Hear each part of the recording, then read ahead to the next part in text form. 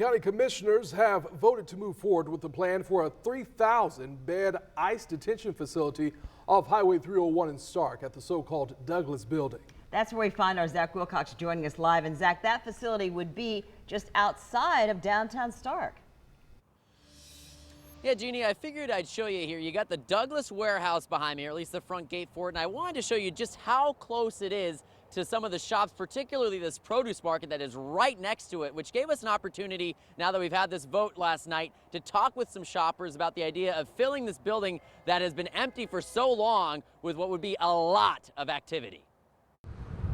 I never really paid much attention to whether it was open or vacant. A building that's been out of the public eye for years could soon draw much more attention. Bradford County commissioners voted 3-2 Thursday to move forward with plans to turn what was once a surplus government warehouse into a 3,000-bed ICE detention facility. And I'm sure they'll make sure that it's safe. As long as they get the right people, absolutely.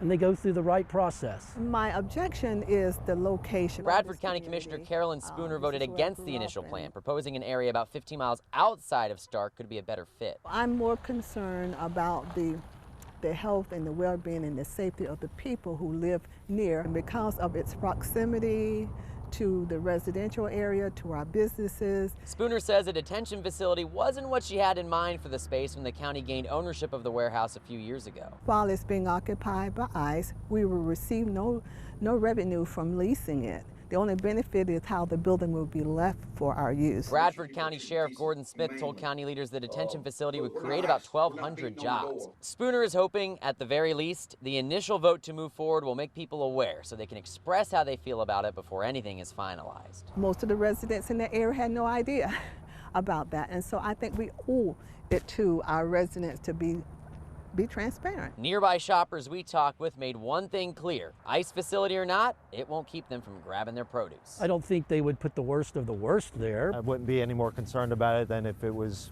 by a prison or something.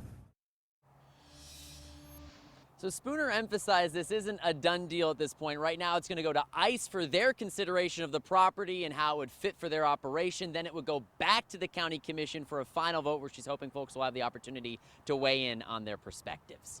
In Starke, Zach Wilcox, First Coast News, on your side.